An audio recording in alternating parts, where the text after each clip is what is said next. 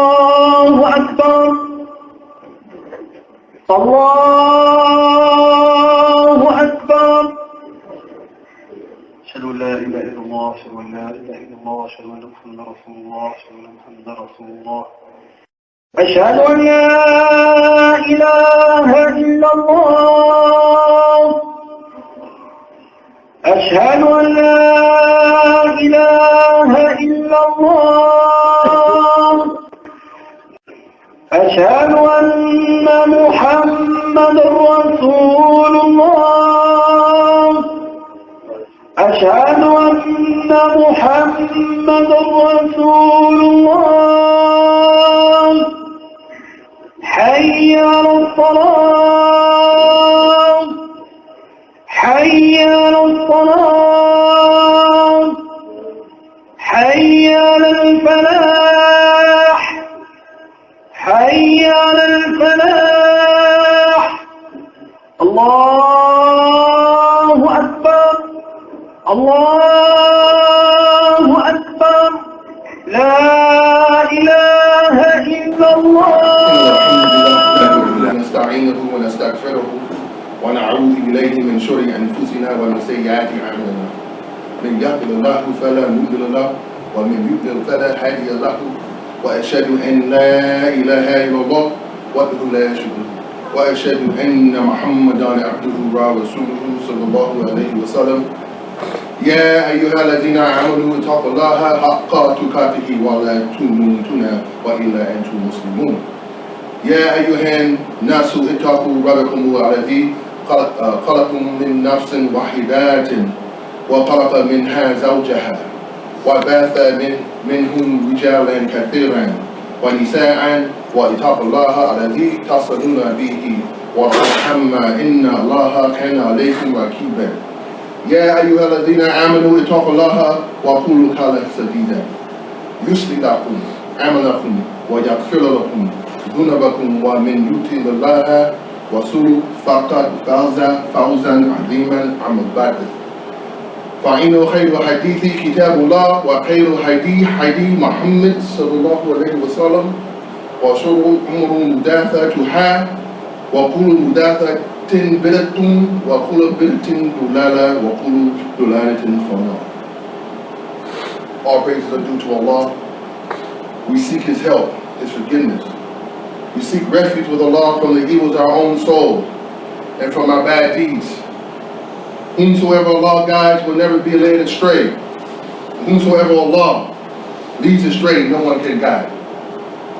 I bear witness that there is no God but Allah, bearing no partners, and I bear witness Muhammad ibn Abdullah sallallahu alayhi wa sallam is his messenger. O you who believe, fear Allah as he should be feared, and die not and accept in the state of Islam. O mankind, be dutiful to your Lord who has created you from a single person, and from him created his mate, and from both of them he has created many men and women. And fear Allah from whom you demand your mutual rights, and do not cut off the relationships, the blood ties. Surely Allah is ever watcher over you. O you who believe, keep your duty to Allah, and fear him and speak the truth. He will direct you to righteous deeds and will forgive you of your sins. And whomsoever obeys Allah and is a messenger, he will indeed achieve a great achievement. The best speech is the book of Allah, and the best guidance is the guidance of Muhammad sallallahu alaihi wasallam. The worst of the matters are those things that are newly invented in the religion, the bid'ah, innovation, and every newly matter in the religion, every newly bid'ah in the religion is an innovation, and is a going astray, and every going astray is in the fire. Allah subhanahu wa ta'ala fi Quran, Surah Al-Qalam, Allah subhanahu wa ta'ala says in the Quran, وَإِنَّكَ لَعَلَى خُلُقٍ عَظِيمٍ. And indeed, you are of great character. Surah Qalam, which is the 68th surah in the Quran. It's a Meccan surah. In this surah, Allah subhanahu wa ta'ala is addressing three things. One of the things that Allah subhanahu wa ta'ala is addressing is the replies to the accusations that the mushrikeen said about Prophet Muhammad sallallahu alaihi wasallam. Then Allah subhanahu wa ta'ala is warning and giving admonition to those who do not believe in that surah. And then Allah subhanahu wa ta'ala is commanding the Rasulullah sallallahu alaihi wasallam to have patience and be consistent in that surah.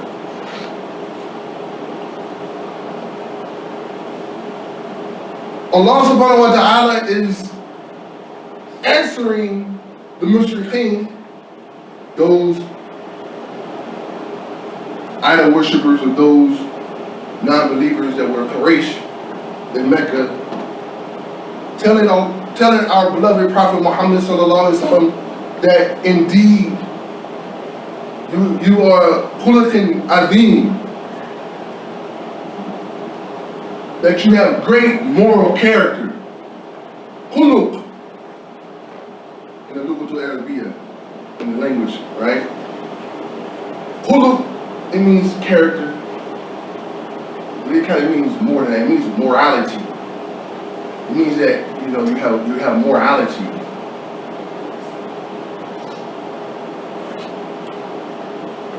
It means that you are of good morality. It's by nature, natural. You have a good sense, you're a good person, good being. But because Allah subhanahu wa ta'ala said Azim, right? Azim. He tied it to Qulub, Azim. He's saying that our beloved Prophet Muhammad sallallahu alaihi wasallam character is great, is monumentous, is huge, is almost tied to like royalty. You're exalted, high, you're great. It's monumental. It's your character is no character like yours. Allah subhanahu wa ta'ala is testifying this in the Quran about our Rasulullah, because in the verses before, the mushrikeen claimed that our Prophet Muhammad sallallahu alaihi wasallam was a madman. Allah used the word majnun in the Quran, right? And he says that you're not a madman. Then he goes on to say your character is azim, is great. Your morality is great. It's huge. It's big. This is not something that's significant. This is what our Rabb is telling you about our beloved Prophet Muhammad sallallahu alaihi wasallam. It's not insignificant.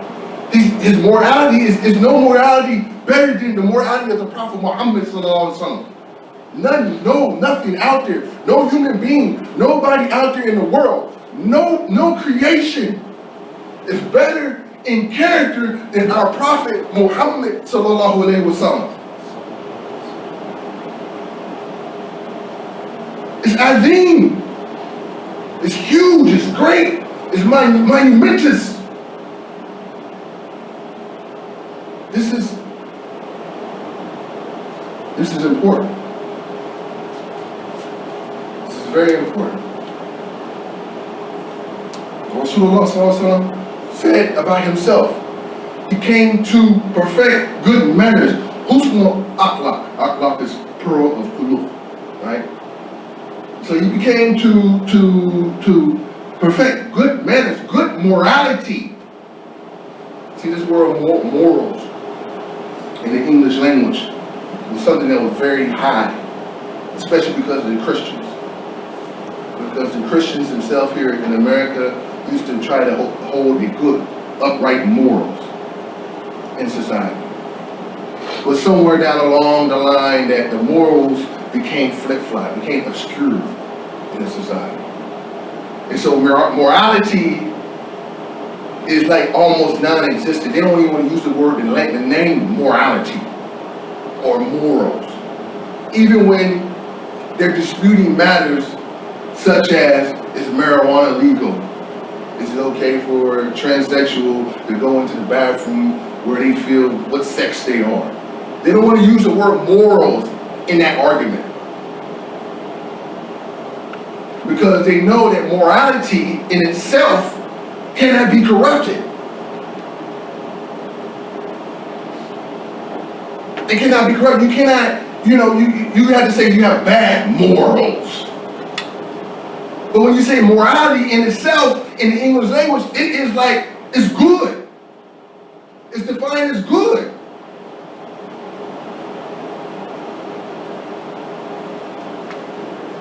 So, Husna Akhlaq said about himself, 2 great, good moral characters, to be good people. In essence, this is our deen from the beginning, from the time of the Sahabas. Our Prophet Muhammad ﷺ character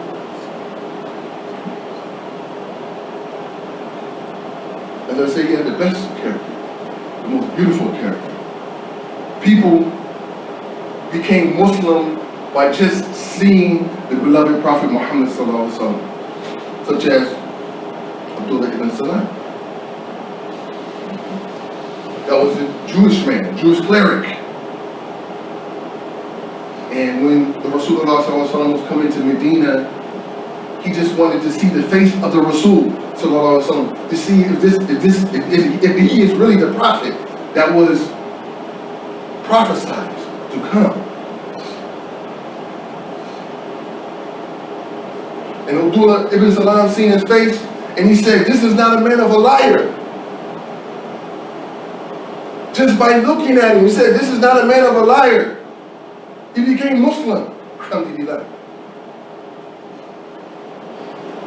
Salman al-Farsi, by just wanting to see the seal of the Prophet on his Prophet's back. When the Prophet came to Medina, Salman al-Farsi, he was running around looking, trying to see the seal. He's trying to look. And the Rasul showed it to him. What's good at that? At that. You trying to be incognito about it, And he seen the seal, he became Muslim. Just by seeing that from the Prophet Muhammad sallallahu alaihi wasallam. This was his being, his character.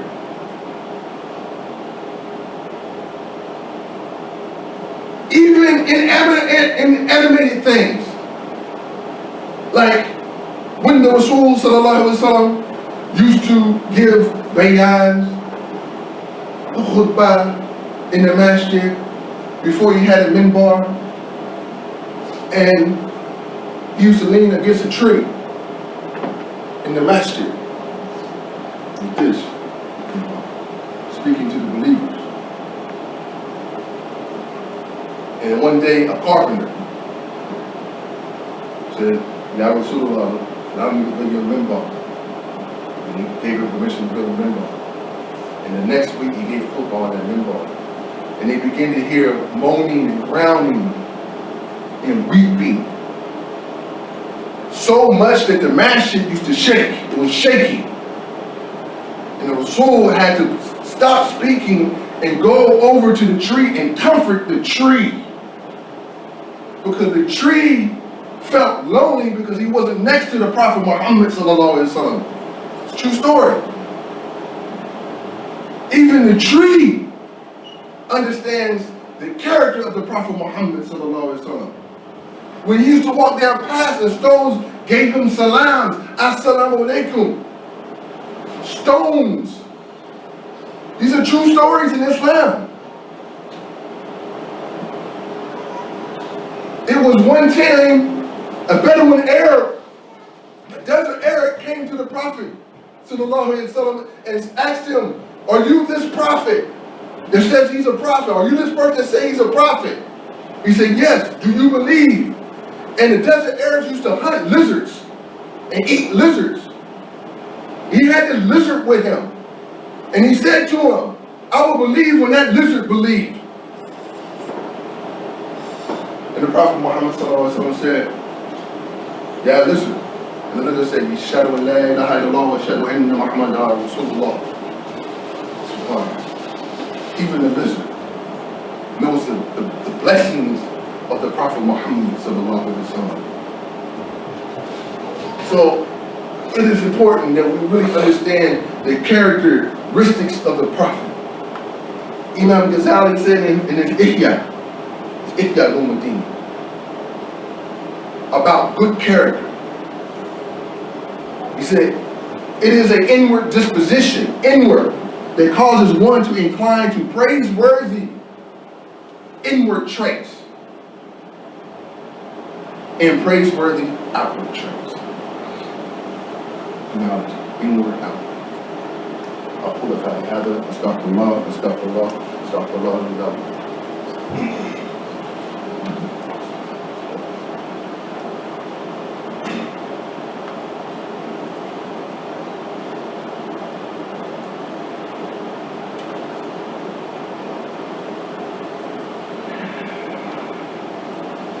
الحمد لله والصلاة والسلام على خير المرسلين محمد وعلى آله وصحبه أجمعين.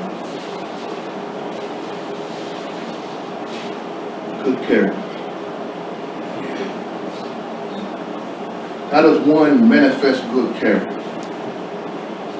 Some of the ulama, the Ahl Sunnah wal Jamaa'ah, say there's 5 matters. One is fulfilling the rights of others. Making sure that your Muslim brother get his rights, or sister get his rights. 2, avoiding hurting or harming others. And this is not just physical, it's also speaking with the tongue. The Muslim say it from his brother and sister's tongue. 3, be cheerful and positive in one of the dealings with others. Be positive with your brothers and sisters, man. You know, be cheerful. Smile, it's the sunnah. You know, a lot of us, you know, we got that Pittsburgh grit or that Philly mud, you know, on our face. You know what I mean? Smile, it's the sunnah. It warms your brother's heart, makes you feel close to one another. Recognizing good in others and reciprocating that good. And this is like the most difficult one for a lot of us. Responding to wrong with others with nothing but good. When somebody wrongs you, we quick to lash out rather than responding with good. And a good story with that is the story of Taif, the town Taif. You know, Rasulullah sallallahu alaihi wasallam was invited to come to Taif to preach when the Meccans were trying to stop the preaching in Mecca. And he went with Zayd ibn Harith, which was his adopted stepson or adopted son. And he began to preach. We know the story. And he began to preach. And the adults became irritated by his preaching. Islam. And they began to egg the children on and throw stones at our beloved Prophet Muhammad sallallahu alaihi wasallam, where the stones penetrated his skin and he began to bleed. And as Zayd ibn Harith and Rasulullah sallallahu alaihi wasallam left the city, the angel Jibril came down to him and asked him, with the angels of the mountains, do you want us to destroy the inhabitants of Taif? Now keep in mind, Taif sits in a valley with mountains on each side of it. So if these mountains came down, it would crumble on the city. Keep in mind too, when Allah destroys a city, it's not beautiful, there's no life after that. We look at Sodom and Gomorrah. Well, Allah sent the angel the tip of his wing and grabbed the city and pulled the city in the air and slammed it down 7 times. 7 times. They say that, people say, you go in that area, you could smell death, you could smell destruction. There's no life there anymore.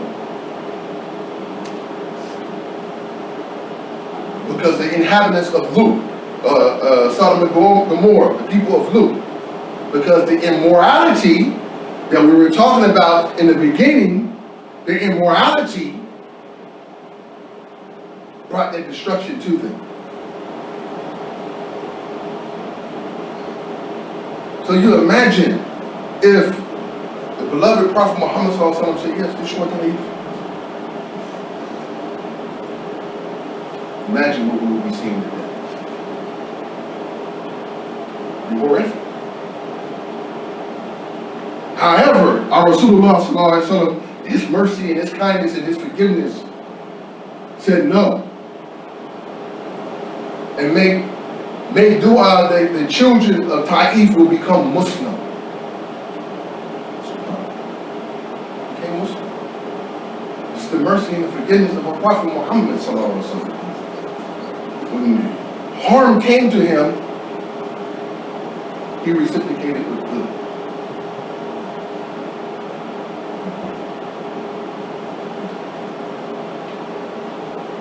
So one more aspect I want to use by the Prophet Muhammad sallallahu alaihi wasallam that I forgot to give in the first part of the video. One of his miracles. And we should hear the miracles of the Prophet Muhammad sallallahu alaihi wasallam. You know, we should hear them. And we should believe in them. It rises our iman. To see what type of individual our beloved Rasulullah sallallahu alaihi wasallam was. So we should hear his miracles. There was a Sahaba, Saraka, time he was a disbeliever. Ibn Malik. He was a bounty hunter. One of the best bounty hunters, a tracker. You know, we watch on TV how people tracking people, and you know, you look at the footsteps in the sand and the snows, and we see the animal droppings. These are things that he did, and he was very good at it. And the creation hired him to go after the Prophet Muhammad sallallahu alaihi wasallam. And in this event, this is the event where many of the tribes came together and decided to assassinate our beloved Prophet Muhammad sallallahu alaihi wasallam, where he said one member of each tribe would stab the Rasulullah sallallahu alaihi wasallam in his sleep, and then Ali radiallahu anhu took his place, and Abu Bakr radiallahu anhu and the Prophet Muhammad sallallahu alaihi wasallam had left already, and they were traveling to Medina, and we all heard this story many a times, and they made it to the cave Tawf, and where Abu Bakr became very worried, because they were these trackers were on their heels, and he told Abu Bakr that, what do you say about 2 individuals, and the third is Allah with them, to ease his heart. And then the trackers came to the cave, and they see the spider web in front of the cave, and said that if anybody went in the cave, the spider web would have been broke, and so they left, and they didn't see them, right? Well, Saraka was still on the heels. He was sharp. Now people don't talk about this. Well, they left 3 days out of the cave.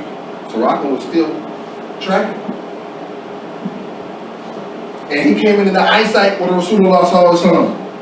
And in the eyesight of Rasulullah sallallahu alaihi wasallam, his horse legs became heavy, and he went into the dirt, in the sand, like quicksand. And the horse couldn't pull his legs out. And as the horse was going down, Saraka had his bow and arrow to shoot at the Rasulullah sallallahu alaihi wasallam, and his hand became limp. Then he yelled out to the Prophet sallallahu alaihi wasallam and said, you know, pray for me.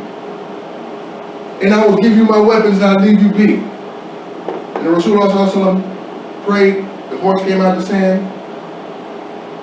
And Suraka, with his sneaky self, he lied.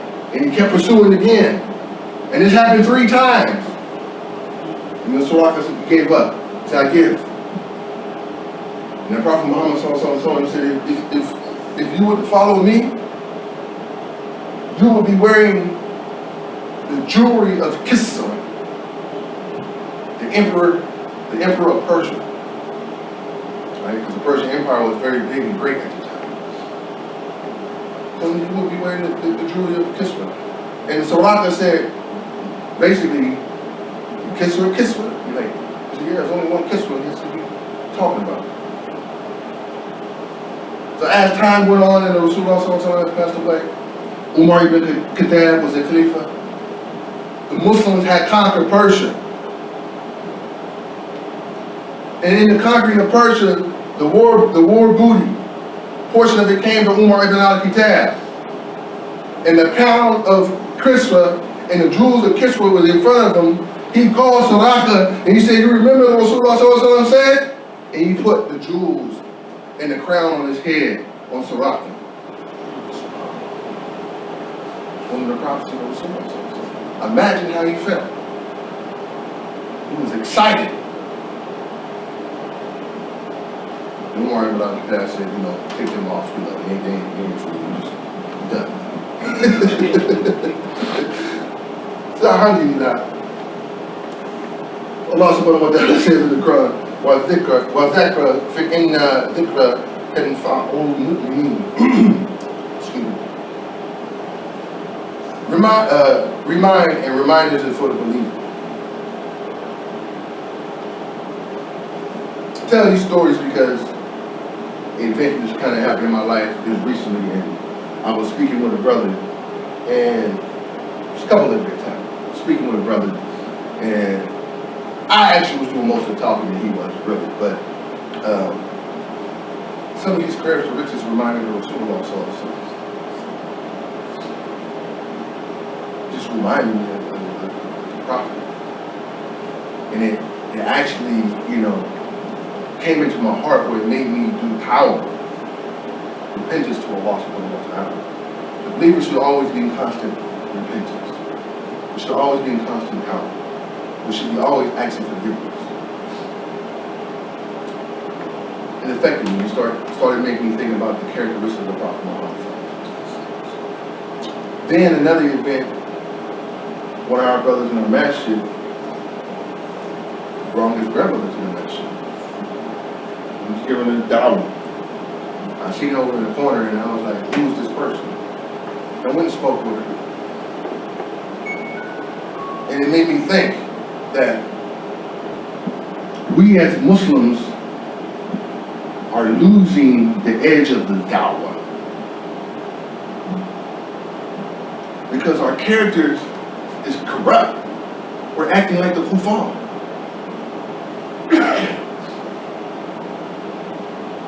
Many of us here, and alhamdulillah, let me say this, here at Masjid Movement, we have people, brothers and sisters here that were born and raised Muslims here in Masjid Movement, that are African American, which is a big deal, really. A lot of us are converts.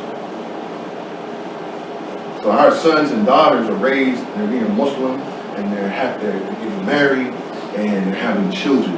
And alhamdulillah, we're turning generations over to believers. Alhamdulillah, that's a big deal.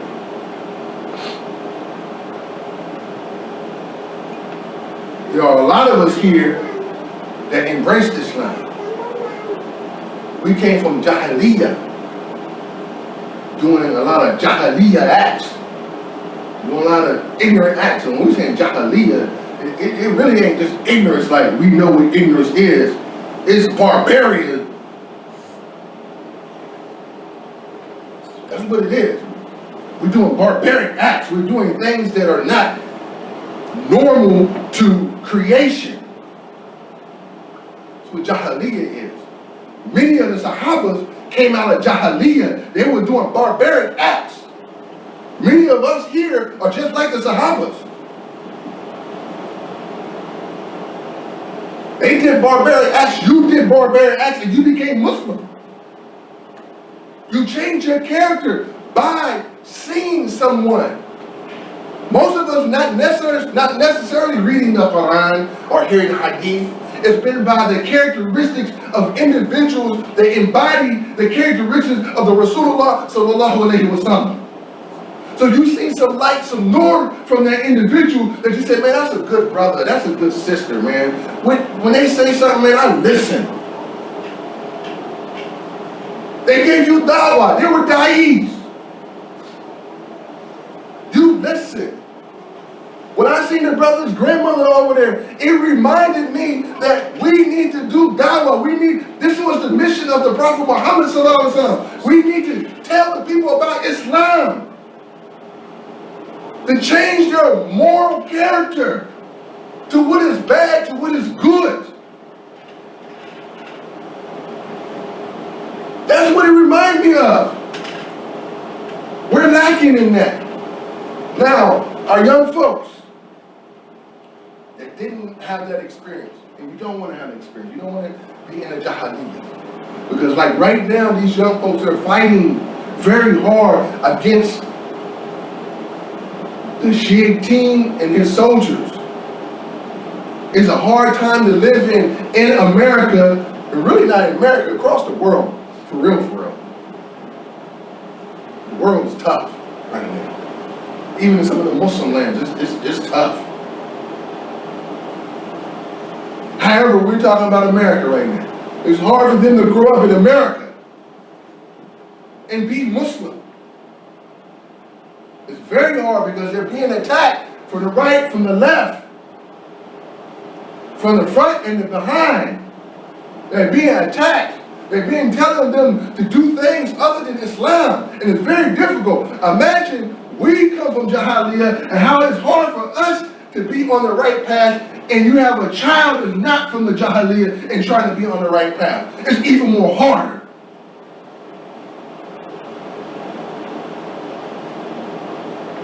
What is glad tidings for those who are born in Islam?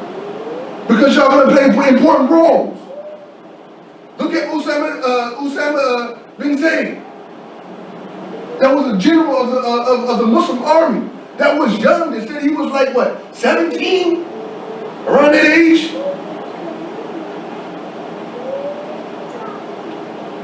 He was one of the sons of the great Sahaba. Zayd ibn Harith, the son of Ayman. That was the Rasulullah sallallahu alaihi wasallam, lack of better words, you want to say wet words, but lack of better words, stepmom. That's what we would see today. You know, she raised him after the death of his mother. He called her Ummi.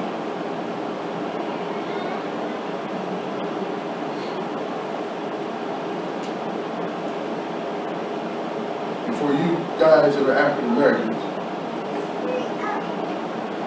which rise a good hymn for you, say Usama ibn Harith, by Usama ibn Zayd ibn Harith, he was black. Something for you to be proud of. Bilal ibn Rabah wasn't one of the only black Sahabas. And we don't hear this much amongst us a lot of times. Something for you to be proud of. He led the Muslim army to victory.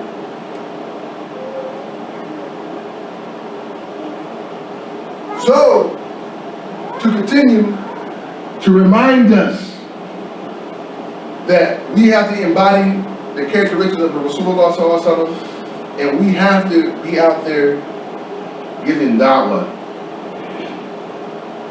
telling people about Islam. You love Islam. You want to teach people Islam. Bring them to what is right. Change their bad characteristics. Because you never know, those individuals that are non-Muslim, they may be Muslim later on and go to Jannah. Just like Umar ibn al-Khattab. We used to bow down and pray to an idol. It was deep. One of our great khulafa.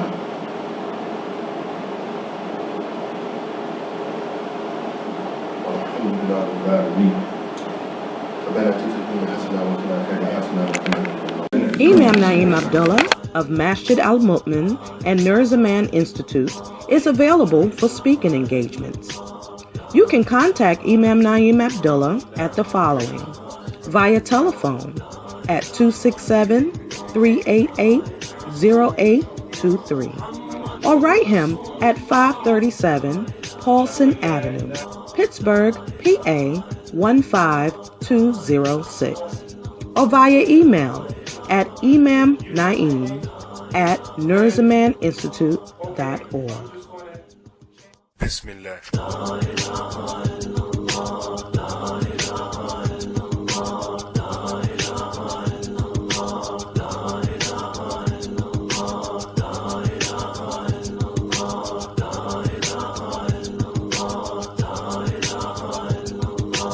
محمد رسول